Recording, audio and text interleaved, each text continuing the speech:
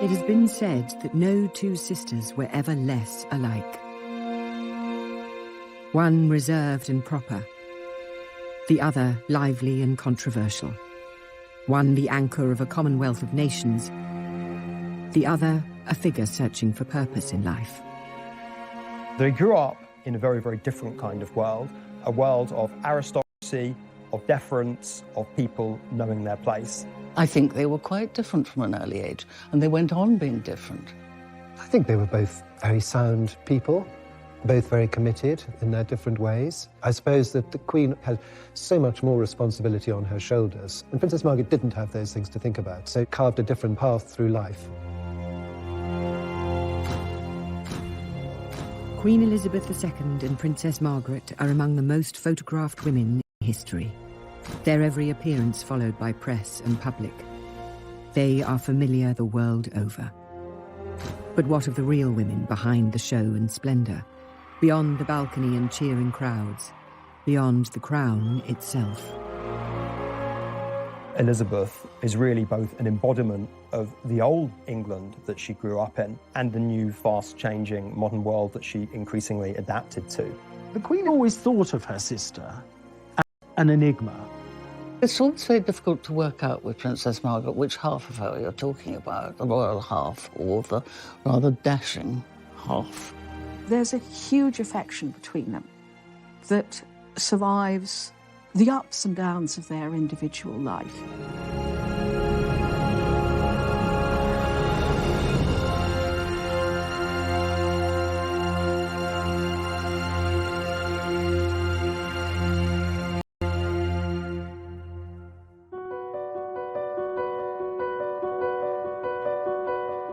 The contrast between the sisters was there from the beginning. Elizabeth was born in the placid surroundings of London's Mayfair on the 21st of April 1926. 4 years later, during a storm in rural Scotland, Margaret came into the world. Their parents were the Duke and Duchess of York, Albert and Elizabeth. Albert, or Bertie as he was known, was the second son of the King, George V. Elizabeth was a mature, rather serious child, with a love of dogs and horses shared with her grandfather, the King. Margaret, however, was a very different character. It very quickly became obvious that Margaret was the cheekier, the more humorous, the more mischievous, but lacked her sister's quite extrovert qualities. Princess Elizabeth was quite a serious-minded child. She seems to have been naturally tidy, naturally orderly. But Margaret, from the start, was fun. She was vivacious. She was never corrected by her father, so she was something of a wild child. She was very precocious and got away with an awful lot. The Duke of York was used to say, Lilibet is my pride and Margaret is my joy. And as far as Princess Margaret was concerned, he really couldn't take his eyes off this child. I mean, she was so beautiful that he couldn't believe that he'd created this glorious and beautiful child, and then he rather spoilt her. The princess's public life began early, and here we see her during a Scottish holiday, arriving with a family party at a Highland gathering. Neither girl was prepared for the lives they were to lead. As two daughters of a second-born prince, Elizabeth and Margaret had no expectations of being thrust into the international spotlight. With the Duke and Duchess of York, there was never any anticipation that they would succeed to the throne, and certainly never any expectation that Princess Elizabeth would come to the throne.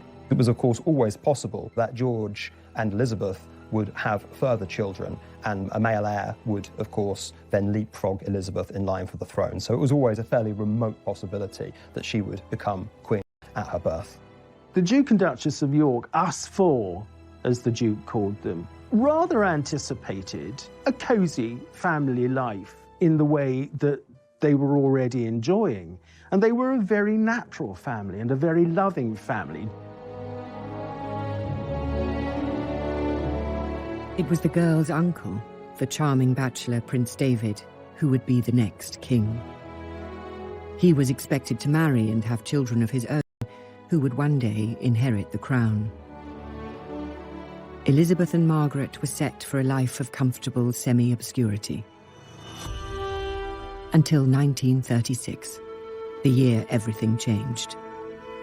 Late on the 20th of January, King George V died at Sandringham. He'd been unwell for quite some time, and it went back to the Great War, when he was thrown from his horse while reviewing troops in France and suffered from chronic obstructive pulmonary disease and pleurisy. Now, that's a progressive condition, so it didn't get any better. The only witness to the king's final moments in this regard were his physician, and his physician claims to have administered a lethal dose of morphine euthanasia. It was also thought that it was far better that the king's death should be announced in the morning paper, the Times, rather than the slightly more down-market evening papers. Elizabeth and Margaret's uncle David was proclaimed king and became Edward VIII. But the new monarch had never wanted the crown. Indeed, he was terrified by the idea. There was another complication. The king was in love with American divorcee Wallis Simpson and was set on marrying her. The wider British establishment, however, was far from taken with the idea. Wallis Simpson was loose, irreverent, dashing, very much symbolised that kind of New World glamour, which endeared her very greatly to Edward, but did not endear her to the remainder of the family. Wallis had been twice divorced, and that was unheard of in the British monarchy and in those social circles. And so that was a reason for not liking her. He very much actually didn't really want to be king. He may not have even been able to voice that, but unless he was even stupider than I think he was, he must have realised that nobody was going to accept a woman as queen with two husbands living. That was the problem.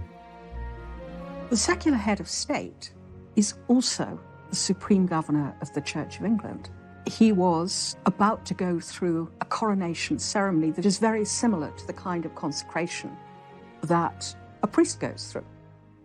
Anointed with holy oil, with water, it's a dedication. For such a clear hypocritical breach to exist as him marrying a divorcee would, especially in the context of these times, have been wholly unacceptable. I don't think he took at all well to being monarch. I think he didn't have the patience for it. His own grasp of detail, particularly in regards to the empire, particularly in regards to the industrial disputes which were enveloping the country, really left quite a lot to be desired. Indeed, it is said that George V predicted, rather darkly, that if Edward became king, he'd ruin himself within a year. A constitutional crisis was gripping Britain. The public were unaware, the press was muzzled, and the king's affair kept secret. Finally, unable to renounce the woman he loved, the king gave up his crown. On December the 11th, 1936, Edward abdicated. He had been king less than a year. It was a shock. It was seen, I think, popularly as a dereliction of duty. There were those who thought Edward should stay and should be allowed to marry Wallis Simpson, and there were those who just thought this man is a waste of monarchy from a man who would have been a pretty awful king. A crowd gathered outside Bertie's house in Piccadilly. The new king's family had moved out of their home into the vast and cold magnificence of Buckingham Palace. The lives of Elizabeth and Margaret were transformed. Elizabeth was now next in line to the throne. The training for her future role began at once.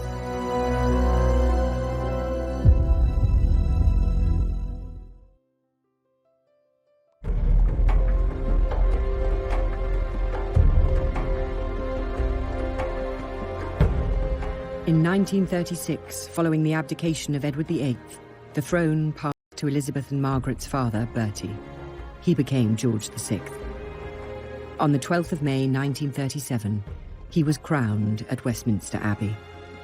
George was wholly unprepared for being king. He himself said that it was like a lamb being led to the slaughter. There was an established convention of not using first Christian name, but using middle names to rule under, and he chose George simply because within the Hanoverian tradition there had already been 5 Georges, and Of course, the previous monarch was called George II, and he wanted very much to embody stability after the chaos and confusion of the abdication crisis. The Duke of York realised that he might have to step forward and become king without having had any experience at all of state papers, any of the training that his brother had had. He went in absolutely cold.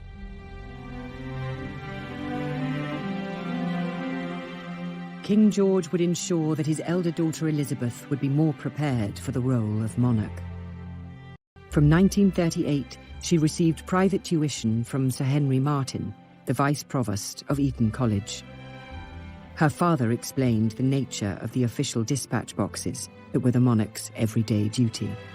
Margaret was excluded. The sisters' once identical upbringing was diverging. That expectation of being well educated does not extend to Margaret, who continues to be educated as a well-mannered, accomplished girl who was expected to go on and marry.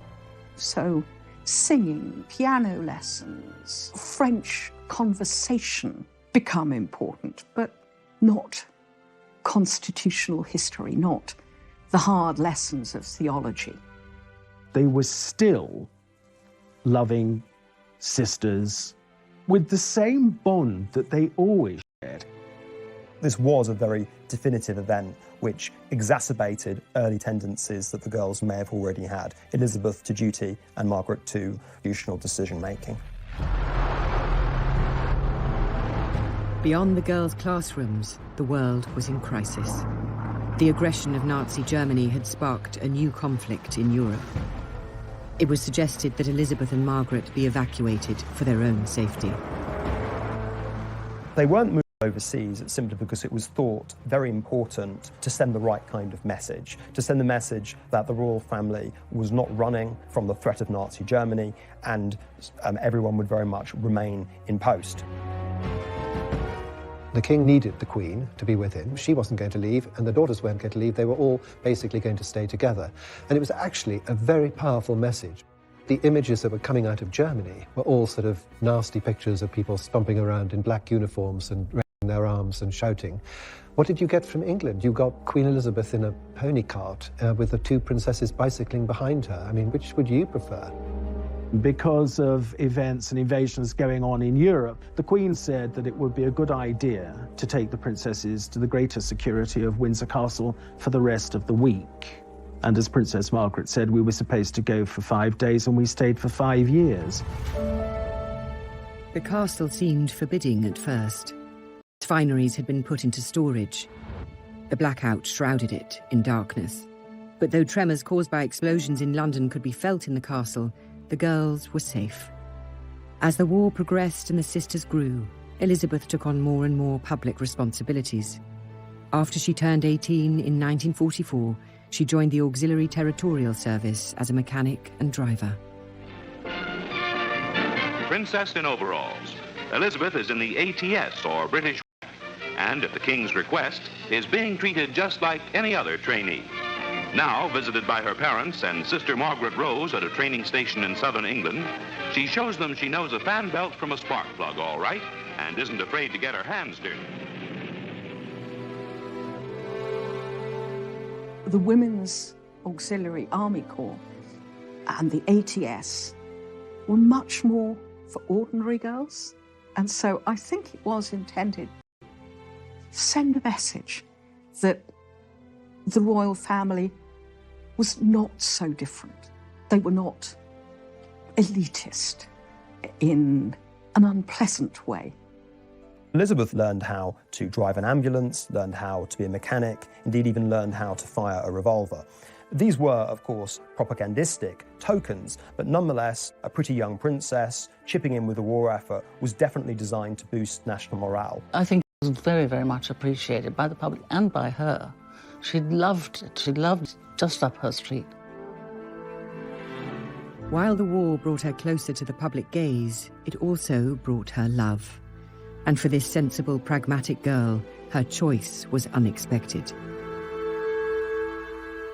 In July of 1939, when the Queen was just 13 years of age, she inspected a Royal Naval College at Dartmouth, and one of the young officers she was introduced to was this dashing, handsome Prince Philip. I think it is fairly plain that the extremely good-looking, extremely charming, extremely glamorous Prince Philip caught the eye of Elizabeth, and her jaw dropped. 3 years later, the couple spent Christmas together while Philip was on leave from the Navy. They then began exchanging frequent letters. But Elizabeth's parents, the King and Queen, did not approve. The king had his doubts about Philip. There was the feeling within the royal family that all of this was too much too soon. The thought of somebody coming and taking away his daughter at the young age of 21 wasn't, I suspect, totally appealing, as it wouldn't have been maybe to many a father. We must remember that Elizabeth set her eyes on him for the first time at the age of 13, and there was an acknowledgement, even then when people generally got married a great deal earlier than now, that this might just simply be a girlhood crush that would blow over.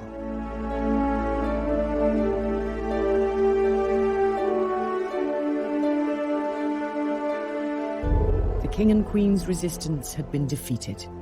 On the 20th of November 1947, Elizabeth and Philip were married at Westminster Abbey. Margaret was among the bridesmaids. Elizabeth and Philip take their places on history's pages. To the stirring strains of Mendelssohn, they march as man and wife toward the west door amidst nearly 3,000 invited spectators.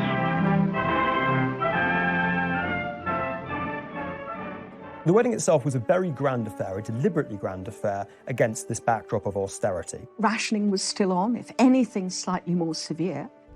She may have been heir to the throne, but she couldn't be seen as claiming special privileges.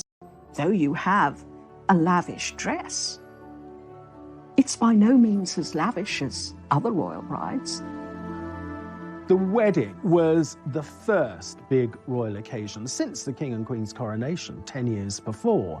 And Winston Churchill referred to it as a flash of colour on the road we have to travel. The following year, Elizabeth gave birth to a son. Charles was born on the 14th of November 1940. This meant Margaret was no longer next in line to the throne. I think that Margaret had already accepted that her sisterly relationship with Elizabeth had changed once Philip was on the scene, and so in many respects the arrival of Charles didn't really change that. I don't think she had ever any expectation of being queen, any desire to be queen. And so, if anything, it was probably a relief. I'm sure that the first reaction that Princess Margaret had was, great joy.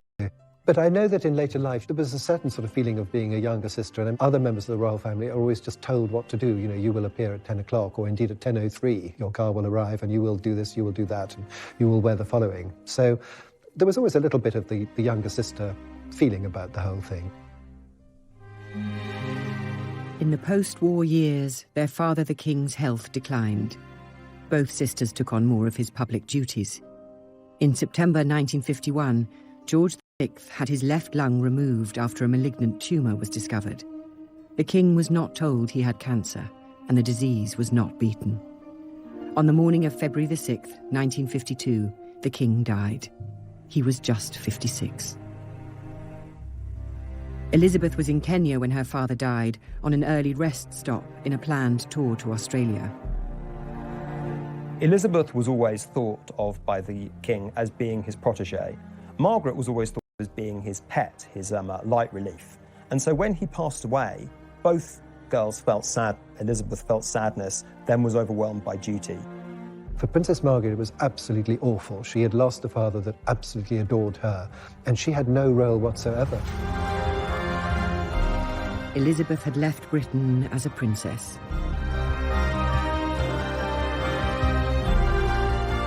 She returned as its queen. But what did the future hold for Margaret?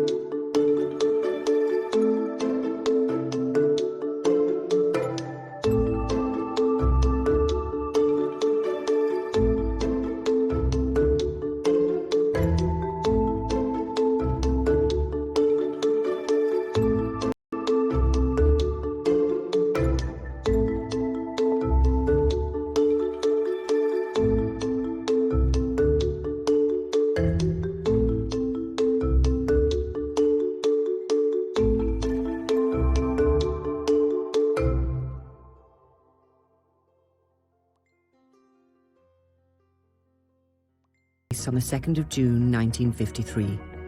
It was a lavish affair. Westminster Abbey had been closed for months as preparations took place, and on the day itself, millions thronged the streets of London. Transformed people. The coronation was to be an end to austerity. It was to inaugurate as a new Elizabethan age. It was designed really to reaffirm Britain's status in a post-war world which had been turned upside down. A very glamorous young queen was there to optimistically lead the British people into the future. I do remember Coronation Day quite well because my father had tickets for some seats near Admiralty Arch through the army. He was in the army. And I remember sitting there and seeing the guests in their carriages coming towards Admiralty Arch where Churchill came along. And I remember opposite us his furious face sticking out of the window, glaring at the traffic jam in front of the arch. The coronation itself was the same ancient ceremony unchanged for centuries, but there was at least one touch of modernity. It was the first to be televised. Not that many ordinary people owned televisions. Britain was still mired in post-war austerity. Some goods were still rationed 8 years after the defeat of Germany, and on the international stage, Britain was declining as an imperial and military power. Nevertheless, the nation celebrated. Yet behind the pomp and glamour of that day lay family grief, disputes and scandals just waiting to explode. In the middle of preparations for the coronation, Margaret stunned Elizabeth by informing her that she wished to marry. Her desired husband was a man named Peter Townsend. He had been a wartime flying ace and had flown more than 500 missions and been shot down twice in the process. During the war, George VI decided that he would honour servicemen who distinguished themselves and would have them as a query for periods of 3 months. Recommended was the much decorated RAF fighter pilot, Group Captain Peter Townsend. Townsend and the King got on so well together, it is said the King referred to him as the son I never had, that the idea of a 3-month period in waiting as a query just went straight out of the window. After the King's death in 1952, Townsend's job disappeared, but the family did not wish to lose him. He was invited to join the Queen Mother's household as controller, a role he accepted. All the girls at Buckingham Palace took a shine to this guy, but the one who really fell in love with him was Princess Margaret. You can understand, perhaps, at that moment, having lost her father, she turned more to him than was perhaps advisable. He was there when her father died, part of the inner circle of royal aides and servants who helped to comfort Margaret. After all, Margaret was devastated by her father's loss. This was a man who'd been close to, who'd been liked by her father. He was also, like her brother-in-law, a hero, and people liked heroes. It was still an age when we built heroes up. Townsend was 16 years older than Margaret and recently divorced. While these facts did not trouble Margaret, others were less happy. Well, there was opposition to the relationship for one simple reason, that he was already married, and he had a wife and he had 2 boys. Divorced people not really allowed to have a social life. And I think that sadly, that was what happened. He was quite a bit older than her, but I don't think that would have mattered. Under a law of 1772, all members of the royal family had to have the sovereign's permission to marry. Elizabeth was sympathetic. She could see the love between the couple, but she asked Margaret to wait until the coronation was out of the way and everything had settled down. Margaret left the meeting with her sister feeling hopeful. But when Elizabeth spoke to her private secretary, Sir Alan Lascelles, he was horrified and urged Elizabeth to send Townsend abroad. Elizabeth was caught between love for her sister and her responsibilities to the legal and religious bodies she headed. She loved Margaret and she wanted her to be happy. I think it was incredibly difficult for her. All of politicians, with some exceptions, including Winston Churchill, were advising her that this marriage should not go ahead. And as such a new monarch, she didn't want to risk the potential friction for really putting up strong opposition against what the political classes were telling her. In other words, she put duty before her own private feelings. The Queen is temporal governor of the Church of England, and the Church of England would not recognise divorce. She agreed to send Townshend abroad. He was appointed heir attaché in Brussels. Townshend was stunned by this exile. He did not even get a chance to say goodbye to Margaret, who was on a royal tour in Africa at the time. Margaret was left bitter. Her own sister was queen but could not have correspondence. The couple believed they had only to wait. It was also obviously part of the plan that if Margaret and Townshend had to wait 2 years, it was pushing the princess closer to her 25th birthday. And the importance of that was that at 25, a member of the royal family could petition Parliament for permission to marry. And if both houses didn't oppose it, then they could have a civil marriage. And that was, I think, what was happening here. Margaret was going to be 25 in August of 1955. As the press counted down to the date, speculation grew that an engagement announcement was imminent. But her birthday came and went with no announcement. Finally, on the 31st of October 1955, Margaret released a statement to the press. Her relationship with Townshend was over, it said. There would be no marriage. The decision not to marry Group Captain Peter Townshend is reached by Britain's Princess Margaret, here arriving with her mother for a formal family appearance at London's Royal Opera House. In putting duty and religion ahead of her heart, Margaret had the example of her sister, the Queen, who dutifully entertained the President of Portugal while the family crisis neared a climax. Queen Mother Elizabeth approved her daughter's decision. Strongly opposing the marriage was the Archbishop of Canterbury. The traditional interpretation has always been that the Prime Minister and ecclesiastical figures really threatened Margaret with the withdrawal of her royal allowances and her HRH if her marriage with Peter Townshend went ahead. The government of the day, under the premiership of Anthony Eden, had actually done something of a U-turn. Far from opposing the marriage, they had paved the way for Margaret and Peter Townshend to marry if they still wished to do so. A formula was found, which would have meant that she could have retained her status as princess. We now know that Princess Margaret, had she wanted to marry him, would have lost nothing but her place in the line of succession. They really didn't want to create a martyr of Princess Margaret where her own personal desires were paired off against the establishment.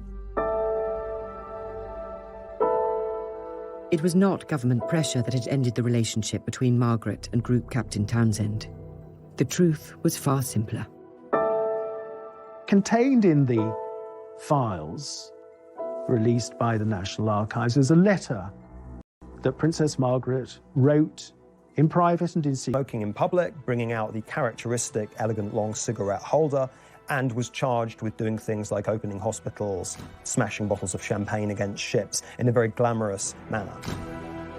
Princess Margaret does have the reputation of having been a party girl, which of course she was. But we also have to accept that she was also a very hard-working member of the royal family. In 1957, Margaret became president of the new Royal Ballet, a reflection of her lifelong passion for theatre and the arts. Nevertheless, she was nearing 30 and still unmarried. In 1959, Peter Townshend wed a young Belgian woman with a striking resemblance to Margaret. Just months later, the princess surprised many by announcing an engagement of her own. Anthony Armstrong-Jones was not the usual royal match. He was from a wealthy background, Eton then Cambridge, but he had no fine title or lands. He was a photographer. Margaret was really enjoying the fruits of some of the major social changes starting to appear in this company. Lady Elizabeth Cavendish gave a dinner party in February 1958, which Tony Armstrong-Jones was one of the guests. And Princess Margaret had never met him before. I think the influence of Anthony Armstrong-Jones was really to introduce her to normality. She was smuggled on the back of a motorcycle, disguised in a headscarf and dark glasses, to Armstrong-Jones' rented flat in Rotherhithe Street. The princess said that it was the most romantic setting, and this was their bolt hole. It had a bay window overlooking the Thames. You looked to the right, and there were the docks, and you looked to the left, and there was a bend in the river, and you saw Tower Bridge and St Paul's Cathedral beyond it, and at high tide, she said, swans would look in. Their relationship was kept secret, so the country was stunned in February 1960 when Princess Margaret's engagement to the photographer was announced. Their wedding was in Westminster Abbey on the 6th of May 1960. It was the first royal wedding to be broadcast on television. Millions tuned in around the world. I think as a sister, Elizabeth was very happy that Margaret had been able to find a man she loved. I think as Queen, even though Armstrong-Jones was not ideal, was not a society man at all, he was, given Margaret's status as a rebel, really about the best that they could hope for. Princess Margaret at that time was hugely popular. Everything she did made news. Everything she wore made news. So when she married, this was an occasion of great celebration. Everybody was frightfully pleased with the sort of glamour of the wedding. And Princess Margaret looked wonderful, and he was a talented photographer, and it all seemed very modern and just how it should be. The whole thing really was a very, very beautiful occasion. I mean, I can remember being a young schoolboy, totally enthralled watching this on the television. Despite the excitement of that day and the 2 children born in the years that followed, the marriage soon became troubled. Mutual infidelity, drugs, and alcohol strained the relationship to breaking point. I think that 2 worlds very much collided. Armstrong-Jones's bohemian, free lifestyle, and Margaret's unwillingness to dispense with, shall we say, all of the accoutrements of wealth and prestige and fundamentally royalty. It was a very curious relationship, and although she was a princess and he wasn't a royal, I think that he had the upper hand. And as things got worse, he was better at being nasty than she was. Within 3 years of them having married, the emerging tabloids and the red tops were becoming much, much more hungry for scandal and also, crucially, much more prepared to print scandal. Margaret was always the sort of go-to person for royal scandal. He had much loyaler friends, it seems, than she did, because he always seemed to come out of it, as far as the public was concerned, rather well, whereas she didn't. Press deference to royalty was a thing of the past. Newspapers covered the breakdown of Margaret's marriage in gleeful detail. It was far from the only change in Britain during Elizabeth's reign. By the time of her Silver Jubilee in 1977, old-class divisions and social taboos were fading. The British Empire had transformed into a commonwealth of independent nations. The crown, Elizabeth, was the thread tying them together. As she guided the monarchy and nation through crisis and triumph, her sister Margaret was left without a role. She may have been an icon of the 1950s and 60s, but as the decades passed, her star waned. Like her father, Margaret was a heavy smoker for much of her life. Like him, she would suffer the consequences. From the late 1980s, her health began to decline. After several severe strokes, she died on the 9th of February 2002. She was 71. For the relationship between Elizabeth and Margaret, there was this bond of love between them that had been there from the time Margaret was born to the day that Margaret died. At her funeral, the Queen perhaps showed the most public emotion we have ever seen on a public occasion, where her eyes, I suppose, really betrayed the sadness she was feeling. To have to come to terms with the death of your younger sister, who you could expect certainly to live with you into old age is very hard. When the princess died, that was quite a blow to the Queen, followed, as it was 7 weeks later, by the death of her mother. She is said to have said her biggest nightmare would be losing her mother and her sister. And that, of course, is what happened in 2002. Princess Margaret's life, though privileged, was a sad one in many ways. Margaret was a flawed and often troubled woman. She did not have her sister's weighty responsibilities, but nor did she have the certainties. I think that what Margaret did was really stretch at the limits of what it was acceptable to do for a woman in her position. This, I think, created a precedent and also much more breathing space for future younger royals to enjoy, even in the celebrity-infested world. You task some aspects, well, who doesn't? I would actually say she was probably a pretty supportive member of the royal family. She did do her bit. On a day-to-day basis, her life was very full. She had very interesting friends. She went to the ballet, she went to the theatre, she read books, she was alert, interested in things, she loved music, and wasn't boring. She, too, helped to modernise the monarchy, to bring it into what, at that time, was the 20th century. For her sister, the Queen, however, her history is still being written. The monarchy has shown itself under the Queen's leadership to be flexible, adaptable, and something that can be seen as both a stable institution and something that can change and reflect new values.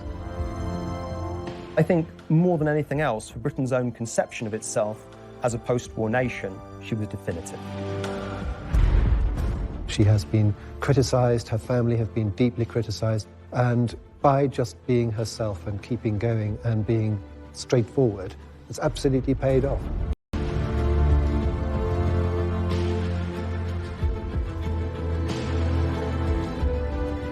The world they ended up inhabiting when they were a lot older was one where the social class system had died and the mass celebrity and media age was dawning. In the case of Margaret, you could say that she was very much a product of that age that was unveiling. In the case of her sister, an enigma. It's always very difficult to work out with Princess Margaret which half of her you're talking about, the royal half or the rather dashing half.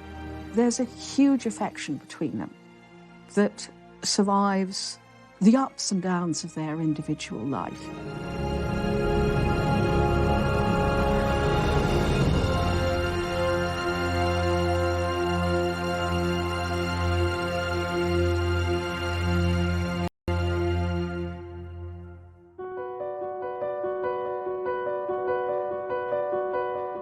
The contrast between the sisters was there from the beginning.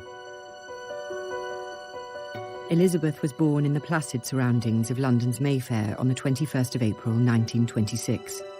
4 years later, during a storm in rural Scotland, Margaret came into the world. Their parents were the Duke and Duchess of York, Albert and Elizabeth. Albert, or Bertie as he was known, was the second son of the King, George V.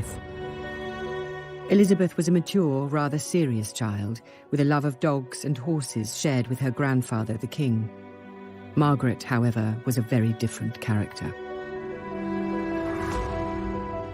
It very quickly became obvious that Margaret was the cheekier, the more humorous, the more mysterious